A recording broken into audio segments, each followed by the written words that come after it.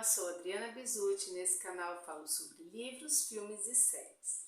Esse é o segundo vídeo com a minha leitura do volume 9 de Outlander, Diga às Abelhas que Não Estou Mais Aqui, da Diana Gabaldon. E se você está gostando desses vídeos, considere já dar seu like e se inscreva no canal. Mas se você está chegando agora, saiba que eu vou dar muitos spoilers, então só assista se você realmente quiser ficar sabendo o que está acontecendo nesse livro, que é o 9º.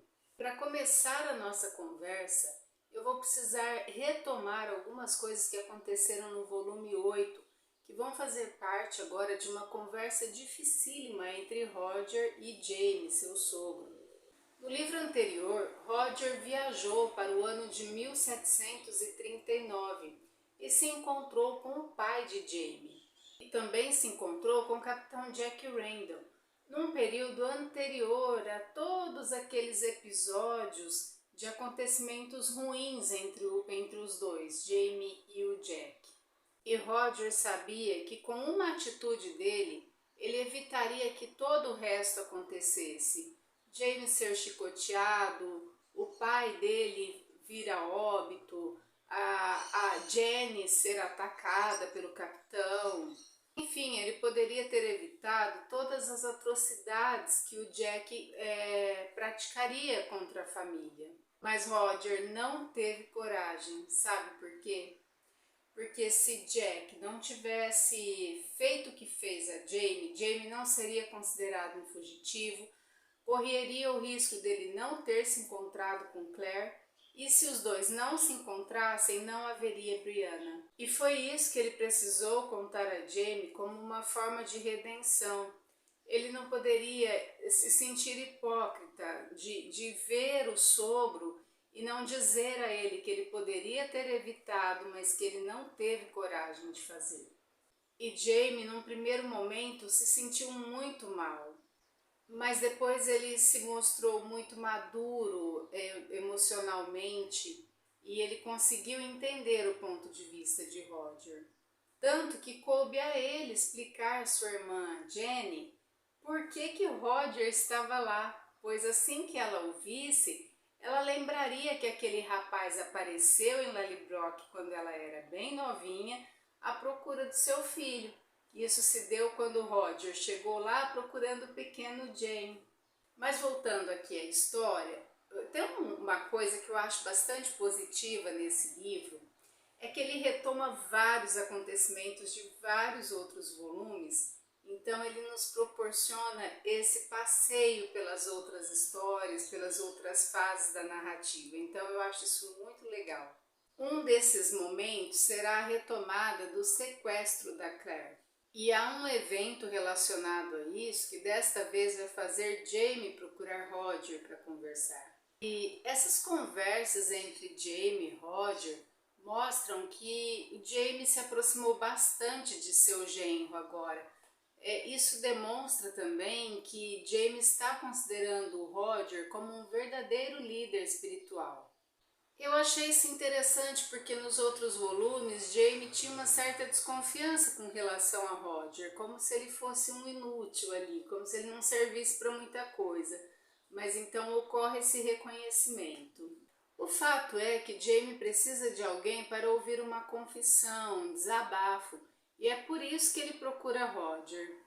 Isso tem a ver com aquela noite em que a Claire foi sequestrada, agredida, estuprada. E se percebe um sentimento bastante indefinido em Jamie com relação àquele homem que estuprou a Claire e que tempos depois a Claire o reencontrou em uma feira e ela não queria dizer a Jamie, ela disse a Jenny, a cunhada dela. A Jenny acabou contando para o Jamie e o Jamie matou esse homem. O Roger ele não pode conceder a absolvição a seu sogro, ele não tem essa crença lá na religião dele, ele não tem essa permissão, mas ele ouve o Jamie com solidariedade, com empatia. E afinal parece que era apenas isso que Jamie queria mesmo, entre outras coisas, também falar da guerra e dizer que Roger vai ter vai ter que fazer o que for preciso quando essa situação de guerra chegar até eles. Entre uma tarefa e outra, depois que Roger, Brianna e as crianças chegaram, nós vamos ficar sabendo como foi a viagem que eles fizeram de 1739 até o tempo atual ali da narrativa quando foi a escolha deles de viajar no tempo. Enfim, o que eu quero dizer é que são duas viagens. A primeira viagem é a viagem do tempo, de 1739 até esse tempo atual da guerra, que é 1770 alguma coisa que eu já não me lembro, 78, 79. E a outra viagem é a da Escócia para a América. Então eles tinham que decidir em qual dos 2 anos eles viajariam da Escócia para a América, qual seria mais seguro para eles. E eles decidiram viajar em 1739. E eles dizem que a viagem não foi nada fácil, como era de se esperar. Também a passagem pelas pedras, segundo Roger, não foi nada fácil. Foi bem pior que das outras vezes, na verdade. Por algum motivo, cada um deles estava pensando em algo diferente, e isso fez com que eles tivessem a sensação de estar se desintegrando durante essa passagem no tempo. E eles só conseguiram quando a pequena Mandy pensou no livro que o avô tinha escrito para eles, Histórias de um Avô, acho que esse era o título. E essa parte é muito emocionante, todos ficam bastante comovidos, principalmente o Jamie, ao ouvir que eles conseguiram, que eles tiveram sucesso na viagem, porque a pequena Mandy pensou no livro do avô. Nós terminamos a primeira parte e a segunda parte do volume 9 começa já com uma conversa também entre Roger e a Brianna, e eles estão falando sobre um assunto bastante recorrente entre eles, o que cada um faria da vida naquele momento. E se nós prestarmos atenção, vamos perceber que os dois estão sempre voltando a esse assunto. Roger decide voltar a ser ministro e Bree diz que se tornará uma armeira. Ela sabe que eles vão precisar de armas ali, pois ela leu nos livros de Frank, que era o outro pai dela, que era um historiador, então ela leu que uma parte da guerra ocorrerá ali na cordilheira. E um certo dia, Jamie e Brianna vão atrás de uma família que negocia pólvora e a Brianna faz um negócio que deixa Jamie meio bravo, meio preocupado com a ação dela. É a Brianna que está negociando e ela conversa com uma mulher que é a dona ali do negócio de pólvora e quando ela acaba de fazer a compra, ela paga com uma barra de ouro. E quando Jamie se dá conta disso, quando ele vai questionar como foi que ela pagou e ela então revela que ela tinha feito pagamento com ouro, ele precisa explicar a ela que não é bom que as pessoas saibam que eles têm ouro. E ele até relembra, né, o fato de que ela acabou tendo que voltar àquele lugar do passado devido às consequências do Rob Cameron ter sabido dessa ideia do ouro. Depois haverá momentos mais amenos, quando as abelhas do título chegam à Cordilheira dos Frasers. E elas serão trazidas por um antigo personagem chamado John Quincy Myers, se eu não me engano é assim que se pronuncia. O homem chega literalmente vestido de abelhas, pois elas estão todas em volta ali do seu casaco. Eu fico imaginando essa cena, deve ter sido muito engraçada se ela realmente existisse. E é muito legal quando eles se sentam à noite em volta da fogueira para ouvir as histórias do Sr. Myers. Eu não consigo não me sentir entre eles. E o homem também traz cartas. Uma para Jamie, uma para German e uma para Fanny. Fanny, se você não está lembrado, é a irmã da Jane, aquela prostituta que era protegida do William, no outro volume também. E por falar nela, a carta que ela recebe é do William. Olha que bonitinho. Como o William a deixou ali com Jamie para que cuidasse dela, ele está apenas preocupado, querendo saber como a menina está. E Frances, ou Fanny, na verdade está muito bem ali. Ela se enturmou bastante com os garotos E acontece até algo bastante esperado com a menina. Ela tem entre 11 e 12 anos e ela fica mocinha nessa época. E nesse dia ela fica bastante sensível, ela chora bastante. É preciso que Claire vai consolá-la, depois vai o Jamie, porque ela se lembra da irmã dela, da Jane, e que morreu na verdade por proteger a menina, porque não queria que ela se tornasse também uma prostituta. Eu vou ter que confessar que eu quase chorei também lendo a carta que a Marcia lhe mandou para o German. German estava com muito medo de ler a carta, pois ele imaginou que a sua mãe diria que não queria mais ele com ela, porque ele, no fundo, ele se sente muito culpado pela morte do Henry Christian. E é a Claire justamente que vai ler essa carta junto com o German. E os dois choram muito antes de ler a carta e durante e depois. É uma cena muito bonita e muito afetiva. E o que está de fato escrito nessa carta é que a Marcia está chamando o filho de volta. Ela agora teve os bebês, que ela estava grávida no volume 8, a Claire nos diz, né? Que ela percebe que a Marcia está grávida novamente. E desta vez a Marcia estava grávida de gêmeos, então ela tem 2 bebês em casa. Um outro ponto que eu acho legal destacar é que em Outlander tem sempre uma aura meio mística. Acontecem coisas estranhas e os personagens atribuem ao sobrenatural e não fazem questão de esclarecer. Mas eu entendo que tem a ver com essa questão do povo celta, que tem alusão a uma coisa mágica mesmo, o povo das fadas. Tem um capítulo que eu gostei muito, que é o Sabujo do Céu. Todos acordam numa determinada noite ouvindo um uivo fantasmagórico. Esses uivos, segundo Jamie, era de um cachorro. Mas quando Bree faz uma aparição toda dramática de vestido branco, cabelos ao vento com uma espada na mão, Jamie diz a ela que não se mata um fantasma com uma espada. E todos querem saber se é de um espírito de cachorro, um cachorro fantasma que ele está falando. Então ele sai da casa acompanhado da Claire e ele dá um assovio. Logo aparece uma cadela que é da raça sabujo, que é um tipo de raça caçadora. E ele então menciona a Claire que ele deixou esse cachorro uivando no túmulo do seu dono.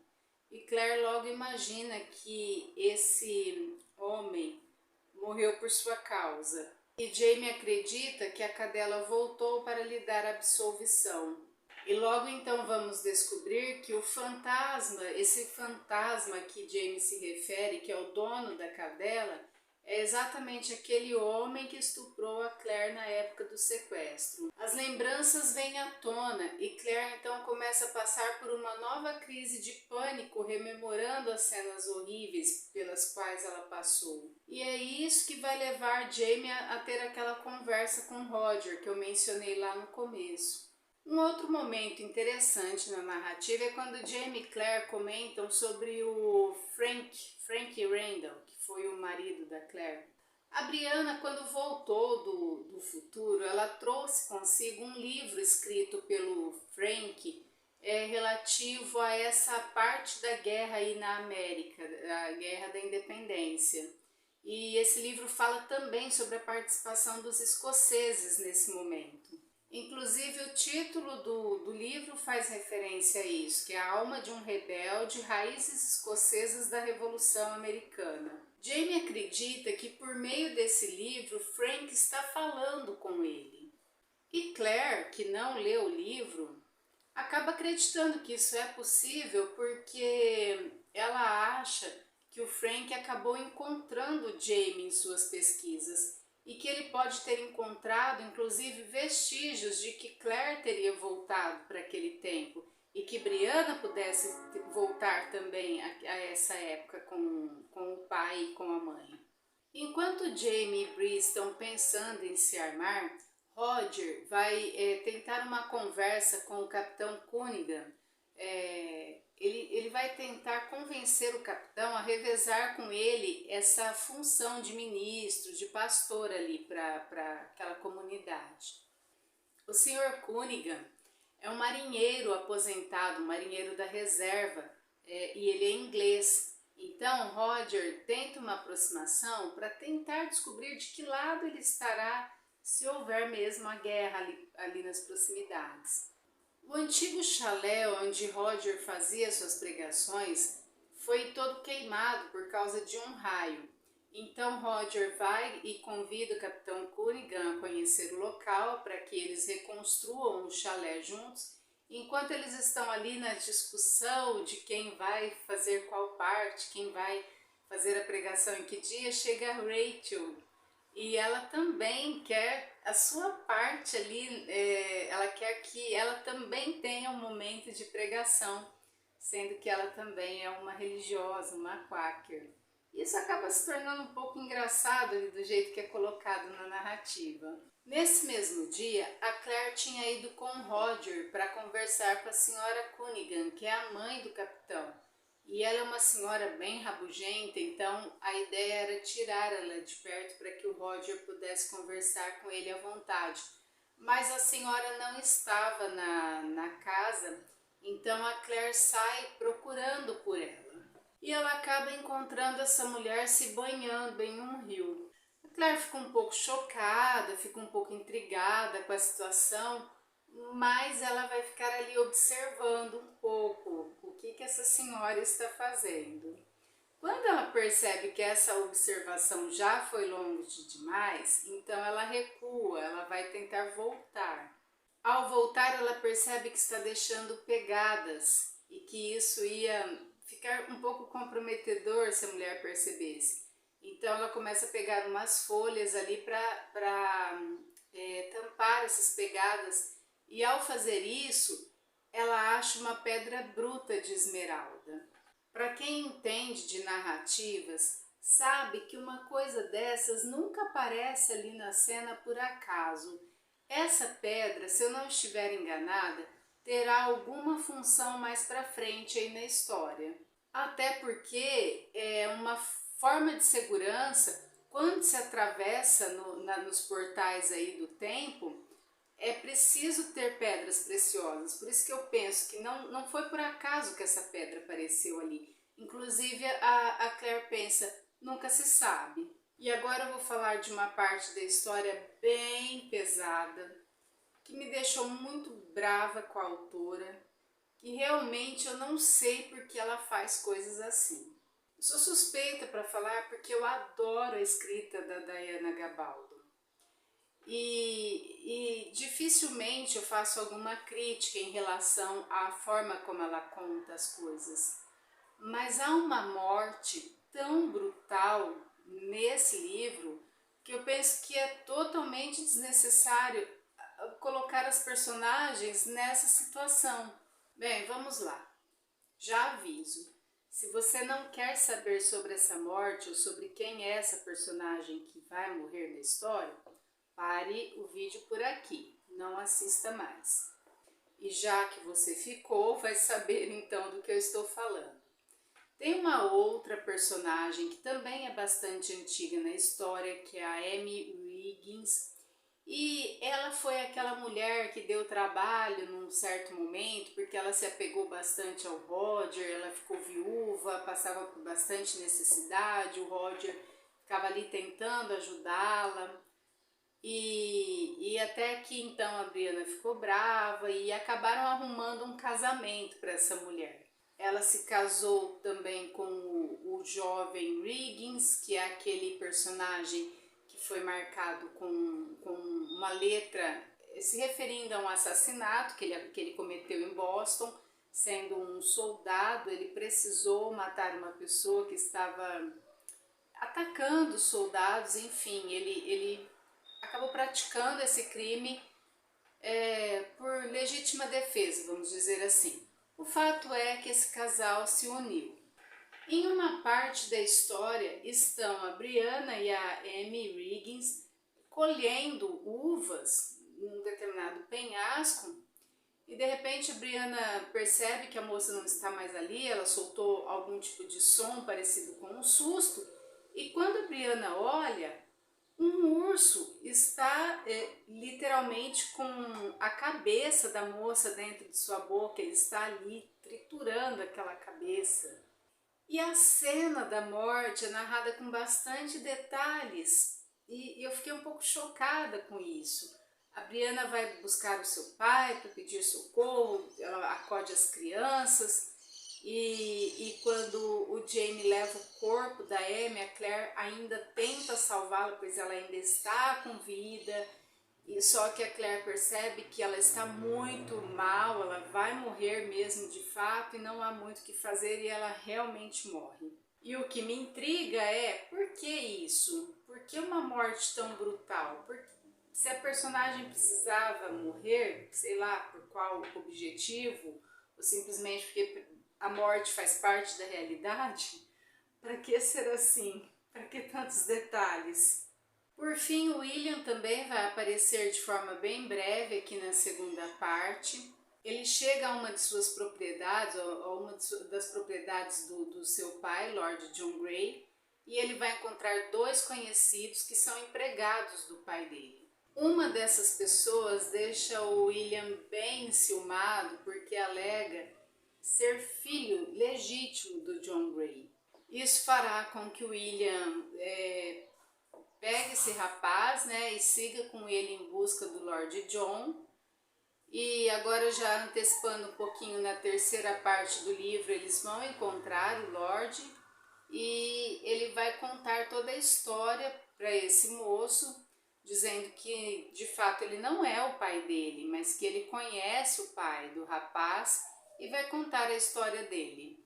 E vou terminar o vídeo agora de uma forma mais amena, falando de coisas legais que eu gosto muito na história. Eu adoro como a autora descreve a rotina da família, como eu já falei em outros vídeos. A construção da casa nova, a preparação da comida para quando chegar o inverno, as caças, os potes de compotas, a forma de preparar a uva, o tomate. Eu sei que devia ser um tipo de vida muito difícil, mas é tão gostoso romantizar essas épocas distantes.